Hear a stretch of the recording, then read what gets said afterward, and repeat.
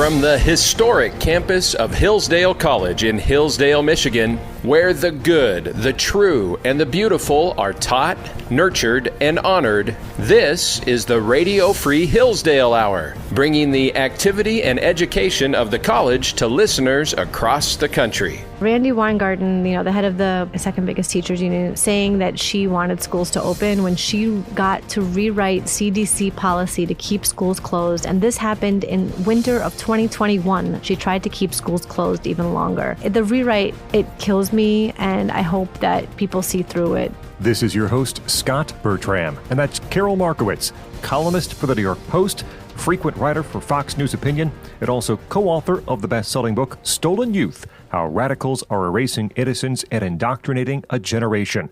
Karol is Hillsdale College's Pulliam Fellow for the spring 2024 term. She joins us in studio today to talk about her recent trip to Israel and what's changed in the year since the release of Stolen Youth. Karol, thanks so much for joining us. Thanks so much for having me. We have much to discuss with you today. But before arriving here on Hillsdale's campus, you were a little bit farther away across the globe in Israel, where you spent around a week, yep. right? Around a week in Israel. I want to talk about a number of different angles here. I am curious, though, about expectations versus reality. What did you think you would see and experience when you made this trip compared to what actually occurred? I think my impression was a little bit frozen in time. But also, I thought I would see a country really shattered. I have to say, I've been not great since October 7th. I'm Jewish, and I feel like I owe a lot to Israel. I'm American first, I'm America first, but the truth is that I got to leave the Soviet Union because Israel gave us the blanket, wherever you don't get into. If you don't, everybody was applying to America or Australia, Canada, other places. But the promise was, if you don't get in, Israel will take all of these people. And so I owe a lot to Israel. I owe them my freedom, I feel like. And so I think that I thought that they would be shattered after October 7th, like I've generally been. And they are. They're very traumatized. There's a lot of hope lost. A lot of them are ultimately peaceniks. And the truth is that so many peaceniks died that day. The mayor of several kibbutzim in the south that were attacked, he died that day. He was a big peace activist. I mean, they killed people who wanted to live together. And so what you have in Israel right now is definitely a reaction to that, where I think that they're going to be not interested in pursuing a two-state solution or anything like that for a long time. But it's still such a buzzing, alive country, so happy to exist, and just doing so well. Tel Aviv, we went to these incredible restaurants, like straight out of New York City restaurants. The only sad thing was Jerusalem was really empty, the old town, the old city. It was really empty. My sister-in-law and I went, and we walked right up to Jesus' tomb, and there was no line. There was a few people, and it was moving, and to watch them pray. But just, I had been there before, and there's been like these long lines and these crowds, and everybody's jostling and trying to get there. And here we just strolled right up, and it was great because we didn't have to wait on a line, but it was also just sad that people were staying away because it was scary. And it was the first day of Ramadan, and everybody was bracing for something to happen. So pluses and minuses. The whole country is a country of contradictions, as everybody calls it. It's old and new, and it's just got a lot going on. I highly recommend visiting to anybody who hasn't. I know it seems like a weird time, but they could really use the support. They could really use the tourist dollars, and you can walk right up to Jesus' tomb, no line. You were there for a week, and you talked to, I know, a lot of Israelis on the ground, some of who were directly affected, families affected by what happened months ago. How much did it appear they were paying attention to the shift in the official line from the Biden White House? And how much did they care about the official shift in the language coming out of the Biden White House? Everybody is very aware of the United States shifting on anything. They see, the United States as their greatest ally, which I hope that we are. And they are always on the lookout for a change in language or a shift in perspective. They understand our electoral system. They know what gets votes. They understand all of it. They're very savvy about it. I would say I spoke to a lot of like just general civilian Israelis who know a lot about our system and understand things like, oh, Biden's trying to get the vote in, some places in Michigan. They get it in a way that I just completely do not get their electoral system. It just does not compute. So they are nervous. They loved Biden's speech right after October 7th, which I would say is one of the best Biden speeches of his whole presidency. They're hopeful that Americans support them and that will filter into the leadership. They're definitely concerned always about America pulling back. But the thing that I heard again and again, and I wrote a piece about the trip for Fox News, and I led with somebody telling us a story that happened during the 2006 war with Lebanon. And he said, that war ended the way all of our wars end. Our greatest ally says enough. So there's also the concern that as much as America is their ally, we stop them from doing what needs to be done, and that wars continue because of that. What needs to be done is an interesting phrase. People who say they are pro-Palestinian calling for an immediate ceasefire. Yeah. There already was a ceasefire at the time. There's ceasefire offers on the table right now. And there's and it's been rejected by Hamas. Yeah. Mm-hmm. Being pro-Palestinian, shouldn't that mean in some way, and people can define it, I guess, the way they want, but being pro-Israel, finishing this mission, routing Hamas, taking out the terrorist as quickly as possible. Right. Fully agree with that. And I would say that nobody is more pro-Palestinian than Israelis. Absolutely nobody. Nobody cares more about the lives of Palestinians. Nobody feels for them more. They feel like they're their neighbors. They feel like they live alongside each other. They want peace so desperately. So on my trip to Jerusalem that I mentioned, my driver back to Tel Aviv, our taxi driver, was a Muslim Arab living in Israel. He was trying to get home for Ramadan. They live side by side and they generally live in peace. And it's the people who don't want them to live in peace who are so anti-Palestinian. Mm-hmm. They could have had a good life. They could have had a Gaza that was flourishing and doing great. They get so much money from around the world and they spend it all on weapons and tunnels. Nothing for their people, no bomb shelters. They knew that Israel was going to hit back. You can't have an attack like that and not expect to be hit back. Mm-hmm. And what they counted on was that the world would stop Israel, and Israel is just not stopping now. And they did nothing for their people. I mean, absolutely nothing. And nobody hates Palestinians, I always say, more than their supporters in the West. They don't understand that you are giving people hope that Israel won't exist. And that will never, ever happen, ever. It's over. That idea is over. Karol Markowicz with us here on the Radio Free Hillsdale Hour. Israel is a united front, by and large, on these matters. Senator Schumer recently calling for the ouster, the overthrow of Benjamin Netanyahu. What changes? What would change if that occurred? From a war perspective, absolutely nothing. It would be a victory for the American left, but that's about it. And anybody else who would take that position would wage the exact same kind of war. If anything, Netanyahu gets criticism in Israel for not being kind of hard enough for taking all of these, the idea that all these aid trucks that come in every day and Israel gets criticized for not letting in aid, which is absurd, hundreds of aid trucks every day. And the argument from some parts of Israeli society is we don't know what's in those aid trucks. They do monitor them, but they're being passed off to people who a lot of people in Israel don't consider to be friends of theirs, like UN officials. So there's a lot of arguments coming from the other side in Israel that I don't think Chuck Schumer understands. Benny Gantz, if that's the next prime minister, is not going to fight a different war in Gaza. He's not going to say, okay, that's enough. That's Karol Markowicz. We'll continue with her in just a moment as we dig deeper into 1 year since the release of her book, Stolen Youth. But in addition to being the host of this program, I'm the director of the Hillsdale College Podcast Network. This show and all other shows on the network are supported. We rely on you, the supportive listeners like you, to make our educational outreach possible. And one way to do that is to join the Liberty and Learning Society. That's our exclusive monthly giving group. When you join, and most people give around $25 a month, you'll help defend liberty through education month in, month out, every single day of the year. We're coming to the end of March. Our goal for March, 300 new members of the Liberty and Learning Society. This, essentially, your last chance in the month of March to join us. Go to hillsdale.edu/monthly. Complete the secure online donation form. Do it today at hillsdale.edu/monthly. That's hillsdale.edu/monthly to join the Liberty and Learning Society. And we thank you.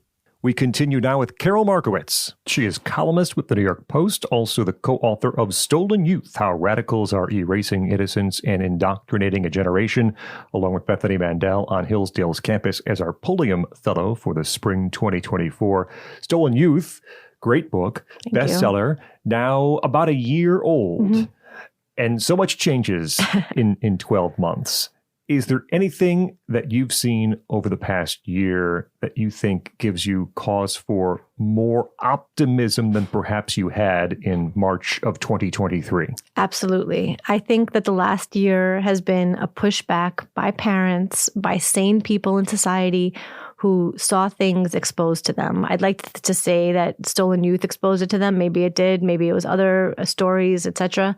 But for example, when we wrote the book, California was pushing a math curriculum that declared math racist and had this whole, just nonsense in their math curriculum. That curriculum was pushed back. Also in California, they had stopped algebra from being taught to 8th graders because that was in the name of equity. They couldn't teach algebra to 8th graders. They recently, in the recent election in San Francisco, that has been reinstated. I mean, these are just small pockets of sane advancement. But I think when we wrote the book, we saw things going so badly that we thought maybe this no algebra in 8th grade thing would spread throughout the country. Maybe it would be everywhere that thought, math is racist. We didn't know which way it would go. So we do feel the pendulum swinging for sure. There's a lot of wins happening in different places.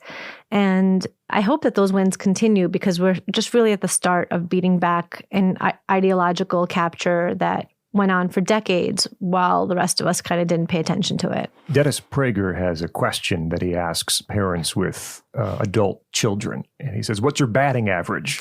And what he means by that is, how many of your children are still faithful? Right. Faithful to your church, faithful to your beliefs? Yeah. How many are still in the mold you wish to raise them? And you have said that sometimes it's parents in these red cities, red towns, red states that are most surprised that their children don't end up quite the way they had hoped. Why are they so surprised by that? Yeah, I love Dennis, by the way. That's such a great line. It's funny or not so funny, but I met so many people on book tour that had fallen out with their adult kids, and it was really sad and devastating to me. And I kept asking them, did you talk about your values in the home? And it was the ones particularly in red areas who did not. The people who are coming to my book tour talk who live in places like New York or, in super blue areas, they know they're in a fight. So at home, they talk to their kids, they verbalize their values, they make sure that their kids know. In red states or in red areas that I visited, they felt very secure that their local school, their local public school would push their values, the local private school. They felt that their neighbors would be on the same side. They just assumed that everybody was the same ideologically or with the same values. And what they found was maybe that was true, but the kids went to college and they went to college completely unprepared to defend those values, to say the words, to have the arguments. And so what they encountered was kids who were raised to be leftist activists who outran them in the arguments, who made them feel that where they came from was some backwater and their parents were racist and they had to have the arguments with the parents. There was the AOC said, you can't go back to brunch. You have to keep having the fights. And so they went home and they had the fights with their parents, and the parents were shocked. I heard a lot of people say that my kids came back zombies. That was the line.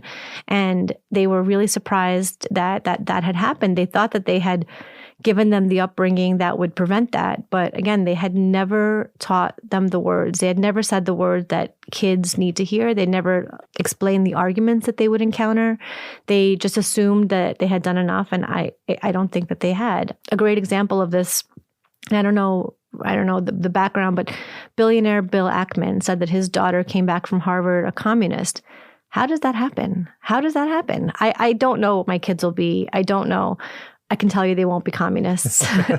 They may have bad ideas in their lives. I can assure you it won't be communism, because we've talked about it so much in the home that if it is communism, it'll be more than just that. It'll be a full breakdown of who they are as a person. So I can guarantee some things in life, and I know that you don't know what your kids will ultimately believe or what they do, but you have to lay down the foundation at home or you're setting them up for failure when they go away. Karol Markowicz with us. Her book, co-authored, Stolen Youth, How Radicals Are Erasing Innocence and Indoctrinating a Generation, about a year since it's released. You talked in the book, and I don't know if this has gotten better, in fact, this effort to turn kids into activists, to use them as political, not just pawns, but truly activists, to put the anxiety and stress of adults onto the shoulders of children. Absolutely. And that's what's happening, whether it be climate, and now children are afraid of the world they're growing up and they're going to destroy the planet, or on a more political perspective, fighting for, again, if you're a teachers union, more money or whatever it might be. Putting your demands and desires on the shoulders of 8 and 9-year-olds is simply ridiculous. Yep. And they want to please adults so badly, and they'll say anything. And that's not fair. It's not right. And you shouldn't do that to children. And we used to believe that. We used to understand that. The book Stolen Youth opens with a history chapter. And even in places like the Soviet Union, it was unheard of to... in the beginning, sorry, I should specify. It was unheard of in the beginning of the Soviet Union to indoctrinate children. And it was, people really reacted to that. And then it became sort of a standard thing that happens. And that's where we are. It used to be something that was unacceptable. And now in a lot of places, it's just something that happens. Karol Markowicz with us for another minute or two. You can find her at the New York Post and also Fox News Opinion, The Karol Markowicz Show, her podcast available too. Just in the past couple of days, we see this op-ed, or really a story, I guess, from the New York Times, looking back on the COVID closures. And as so many of us said at the time, one of the biggest, I would say, I was looking for a tweet or something that I could prove myself right. I remember saying back in May of 2020, the biggest mistake we're going to make in this entire response is what we're doing to children and what we're doing specifically with the schools. And the New York Times report says kids who weren't in school are falling behind. It says that those in the poorest districts are performing the worst. They are not recovering. And the shutdown didn't do anything, essentially anything, to slow the spread, which of course is 4 years too late for those kids. This is, I will never get over it. I will never get over what they did to the children. And, my co-author, Bethany Mandel, I think it was May 2020, she tweeted, "Call me grandma killer, but, you need kids to be able to go to the library and go to the zoo and go to, do all the things that they need to do to be kids." She homeschools her 6 kids, so it wasn't so much about the schools being open for her. But it was clear that we were damaging these children. And I talk about this a lot, but I grew up poor in Brooklyn, and I was living in a very wealthy part of Brooklyn when the pandemic hit. I was living in a very leftist, wealthy part of Brooklyn, Park Slope. So those people had spent the summer marching for equity. And then they suddenly had nothing to say about the poorest kids in the city having no school to go to. And meanwhile, for their own kids, they formed pods with private tutors. They sent their kids to private schools, which were, of course, open because private schools are super safe. And they didn't care at all. And that is ultimately what drove us out of New York. It was the not being able to unsee that our neighbors could not possibly care less about their fellow citizens. And they just, they towed the ideological line, which said schools have to stay closed because Donald Trump wants them open. And they didn't take care of the poorest in the city at all. I blame Randy Weingarten and people like her. Well, and what is so frustrating for you and people like you and people who were aware of this as it was happening is the unions that drove the shutdown, kept the schools closed for a long time. Even at one point, if you recall, the teachers wouldn't teach. So the students went back to school and the teachers hired other people to watch them in the classrooms. It was amazing. But there will be no introspection. Right. There will be no consequences. And in fact, the unions will use this as leverage and say, look, now we're so far behind. Yes. We need more money. That's right. We have more demands to help teach these children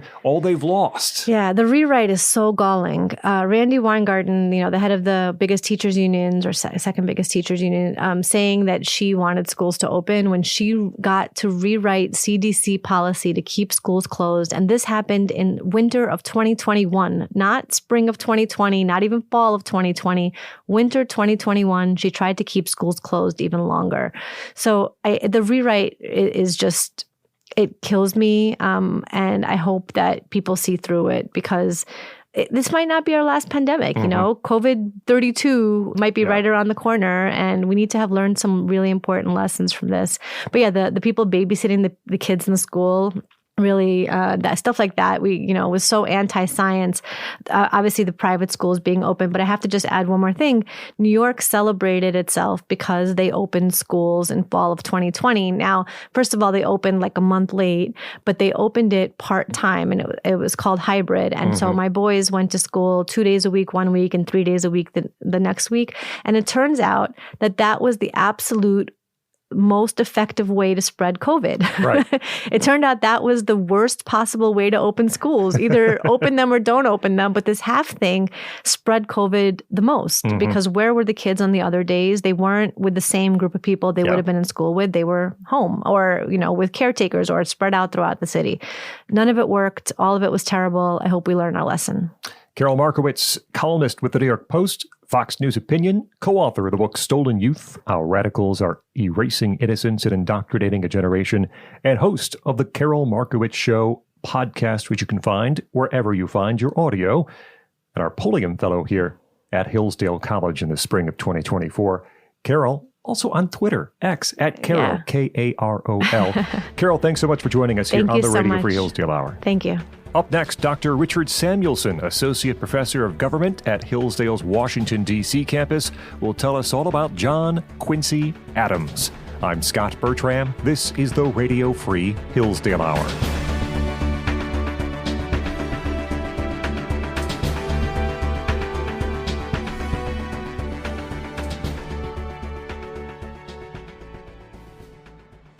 Hey, it's Scot Bertram, and I've got a challenge for you today.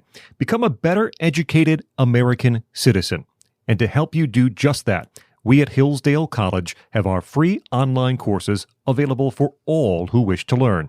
Our challenge? Take just one of our courses. There are so many to choose from. You can discover the beauty of the Bible in the Genesis story, study the writings of C.S. Lewis, or explore the true meaning of America in Constitution 101. We have dozens more to choose from, and all these self-paced free courses feature Hillsdale faculty and scholars, many you've heard on this podcast. So visit hillsdale.edu/course, COURSE, and pick one of the more than 30 free Hillsdale courses. I hope you'll accept my challenge. Pick whichever course you like and become a more educated citizen today. Go to hillsdale.edu/course, COURSE. That's hillsdale.edu/course.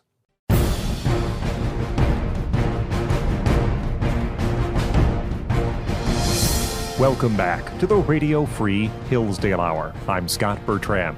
Be sure to follow us on X, formerly Twitter. We're at Hillsdale Radio for show updates and guest information. We're joined by Dr. Richard Samuelson, Associate Professor of Government at Hillsdale College's Washington, D.C. campus. Dr. Samuelson, thanks so much for joining us.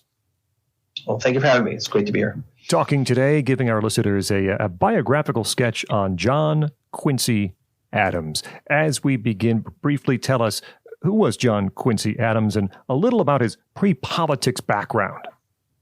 Well, John Quincy Adams almost doesn't have a pre-politics background. He was the son of John Adams and Abigail Adams, born in 1767 outside, I think he was born in the family outside Boston. I can't remember if he was there in or outside Boston, but that's irrelevant. And he remembers one of his oldest memories are having his broken finger set by Dr. Joseph Warren, their friend, who was killed at the Battle of Bunker Hill. He remembers seeing the cannons, or at least seeing the smoke from the cannons as a young man. And by the time he was 10, he was accompanying his dad on his mission to Europe. And by the time he was 14, he was being sent on his own or with their friend Francis Dana as a translator on the American mission to Russia during the American Revolutionary War. So he grew up with the American Revolution and with the new American regime. And so his whole life was framed in that world. He was raised as a young man, very young boy, in the opposition to the king, and then independence happened, and he found himself in service before most of us would consider he was an adult. John Quincy Adams really broke onto the political scene officially as a diplomat during the Madison administration. What were some of his major accomplishments during that stage of his career? Well, it's interesting. As a diplomat, he actually, in some ways, he broke on the scene in the Washington administration. He wrote some defenses of Washington, and Washington saw them and liked them and sent him to Europe. And then when Washington stepped down, he wrote his father, John Adams, the next president, to get out of jail free card, so to speak, saying you can keep him. And Washington said, doesn't matter who's going to be president. He'll soon be at the head of our diplomatic corps. And you read, I just taught our students a class about John Quincy Adams. You read through his discussion of what's going on in Europe. It is absolutely brilliant. And then, of course, he comes home at the end of his father's term as president. And at the very end of Jefferson's presidency, or actually the start of Madison's presidency, he is sent to Russia to open that alternative space, perhaps, in diplomacy to go around the Napoleonic Wars between France and Britain, perhaps open up a third front. And he is, again, his discussion of his analysis of what's going on in Europe and the players, what they're likely to do or not do, it is absolutely brilliant. And interesting, all along, he's focusing on the needs of this new country, the United States. What is it? And throughout, interestingly, he's focusing on the Declaration of Independence as both as a legal document, that is, it's the basis of our independence, and also the ideas of it in outlining what it means to have the kind of country we have. And in Russia, he works to secure the independence. And then when the War of 1812 is going on, he is officially the lead of our diplomatic efforts in Ghent to negotiate the end of the War of 1812. And although in some ways Albert Gallatin was functionally really the head of that delegation. And then after that, he is sent to Great Britain to be our minister there, as his father was. And he starts negotiating what would become the Rush-Bagot Treaty, which would wrapping up details from the end of the War of 1812, and we would demilitarize the Great Lakes, create what was the world's longest unmilitarized boundary between two countries. Mm-hmm. And so it's a model of the replacement of war with peace. Following his service with Madison, he served with distinction under President James Monroe. As Secretary of State, how did he help to shape the foreign policy of the Monroe administration? Well, two things. Quincy Adams, his goal, he wanted to be president. And so he thought doing great work as diplomat, he was incredibly qualified, spoke several languages. Each morning he would get up and read a portion of the Bible, and one of them, I can't remember how many, 9, 10 languages he read, and read it through every year. When they were in Ghent, he would get up first thing in the morning at 5 a.m., light the candle, and start reading the Bible. And if it was German that year or French or Latin, I can't remember. And Henry Clay would be coming in from his late night card game, and they had to figure out how to work together. But he has tremendous experience, and he knows what's going on in Europe. Meanwhile, Spain is now a declining power. They're getting towards their post-colonial phase. The Americans want Florida. They have a claim at Louisiana purchase because the treaty was written imperfectly for what's called West Florida. That is part of the Gulf Coast.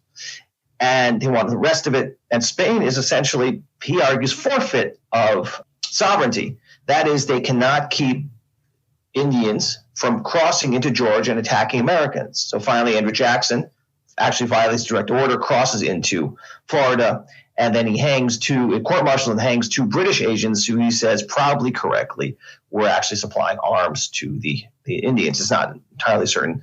And the argument is essentially Calhoun and Monroe at first think we should repudiate Jackson. He violated order. And Quincy Adams says, no, this will help us negotiation for Florida. But he says, look, they are in default of sovereignty. It is a job of a sovereign to make sure people from your territory don't go into your neighboring nation and attack them with arms. And so he sustains Jackson, who would, of course, wreck his presidency. So there's something going on there in terms of the moral of the story. And he uses that claim and also negotiates the final borders Louisiana Purchase to create the Adams-O'Neill, or the Transcontinental Treaty, which takes us all the way from Florida clear to what's now Oregon and Washington. He was actually pushing for part of Texas, and Monroe said, no, we don't need to go that far. And so it's an interesting quirk in the Missouri Compromise negotiations that part of the question was the North was more willing to go for it after Texas, that is what would be perhaps a couple of southern states, was no longer going to be part of the Union, or at least not right away. So that was this great victory, as a great diplomatic historian, Samuel Flann Bemis said, the greatest diplomatic history run by one person in American history. And so helped do that. And then what happens as these South American revolutions are going on, he helps talk James Monroe into what is known as the Monroe Doctrine. That is essentially saying there's a historical shift. Once European powers leave, they're not allowed back in. We're not going to bother European powers currently in South America, or Russia coming down the northwest, right? He's trying to stop them too. But you can't expand colonization. Once you stop being a European colony, you are now an independent nation, and we will help guarantee the independence of our fellow nations of the Americas. Previously, we talked about Henry Clay, and we talked about Clay's role in the corrupt bargain, so-called corrupt bargain, and the election of John Quincy Adams. What about that event from the perspective of John Quincy Adams? Well, from John Quincy Adams' perspective, right, he thought, well, the presidency, right, is not, you don't run for presidency, although you do have the first cartoons describing people literally running on the track for the presidency in 1824.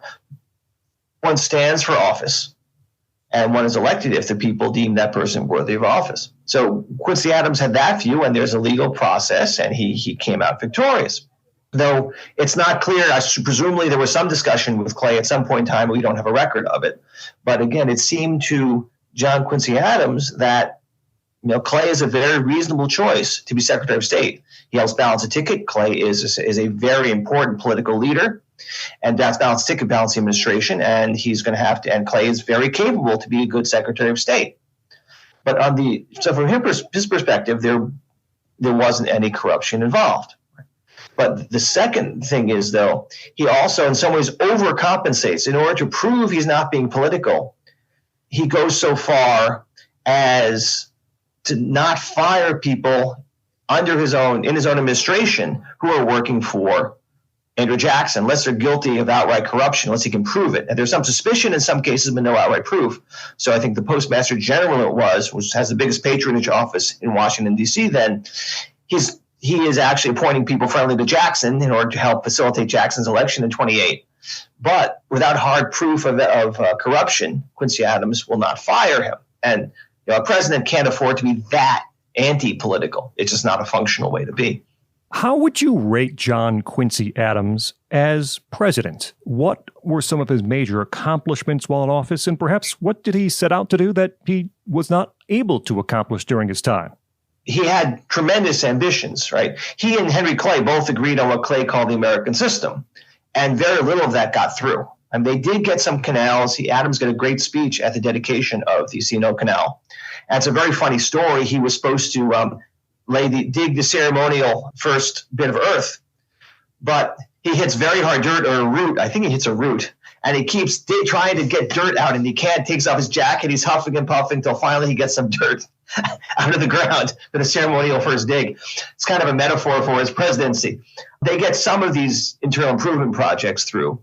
The bank doesn't get renewed, though. The bank is good till 1836, and Jackson would kill it, of course. and you get the tariff, the very high tariff of abominations is called the protective tariff. It's so high, people are angry at it, very angry at it, although some of it's reduced.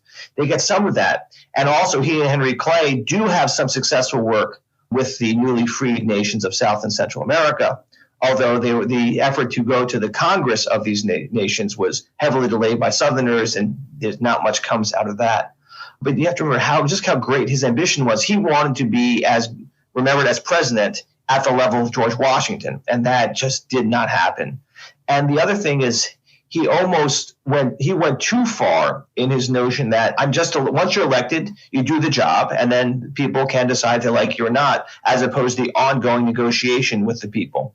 He literally said in I think it's either his first inaugural address or his only inaugural address or his first annual message, we should not be palsied by the will of our constituents. No, you need to pay a good bit of attention to what the people are actually thinking to be a democratic statesman. And Quincy Adams didn't quite digest that element of the story until after his presidency, just how important that was. Speaking of after his presidency, as we talk about John Quincy Adams with Dr. Richard Samuelson, what did he do after his reelection defeat to Andrew Jackson? Well, immediately after, he moped a good bit, just as his dad did after his defeat. He also wrote some very interesting stuff. He wrote a epic poetry about the conquest of Ireland by the English in the medieval era. And he wrote a study of the parties in the United States and a study of the Russo-Turkish War. But the main thing he did after he settled in, he thought he might become president again.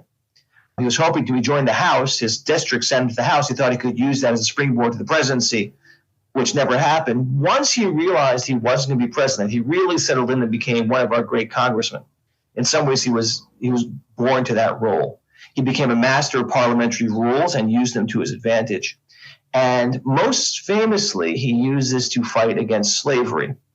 He also helped make Lincoln possible. He repeatedly recurred to the Declaration of Independence as a touchstone, giving several July 4th addresses and also referring to its principles regularly. And the key fight here, as you get the anti-slavery movement ramping up, you get petitions, lots and lots of petitions to do something about slavery. If it's regulating transportation of slaves, a lot has to do with the regulation of slavery in the District of Columbia, banning the slave trade in the district, banning slavery in the district, some other things they might do against slavery. And slavery was such a hot-button issue that there are a lot of people who said, we just can't discuss this. And the House passes what's known as the gag rule, which they officially say we will not receive any petition regarding slavery. We'll just lay on the tables, forget it. And Quincy Adams says this is a violation of the right to petition. The right to petition entails the obligation of the House to receive and respond. And he actually also repeatedly uses parliamentary rules to his benefit. That is, the House, unlike the Senate, has to repass its rules every 2 years. So the first thing on the first day of business of a new House, he introduces petitions before the gag rule is introduced. He regularly uses the old debater's trick. Does this count? And then they're debating the petitions anyway. At one point, they tried to censor him in the House. He goes on trial and he runs circles around the people trying to censor him about slavery. And finally, in 1844, interestingly, the first House after the election of the new census of 1840, and you have more northern House members, right? Each House, you get new districts, and the North is growing faster than the South. And then they finally repeal the gag rule, and he writes in his diary, "Blessed, blessed forever be the name of God." And the underlying story here is connecting the right to petition, that is the right to articulate your ideas for what public policy should be and to debate them, with the Declaration of Independence, the rights of all human beings to be free and not slaves. And of course, that is becoming increasingly untenable to the South. And you get to the point where the South can't abide any criticism of slavery. And Quincy Adams uses that quite effectively. Remember, Jefferson, in his discussion of slavery in the state of Virginia, said one of the problems with slavery is anyone who's raised a master of slaves, if you're the child, you learn to be like your dad, you become a petty tyrant with a very thin skin.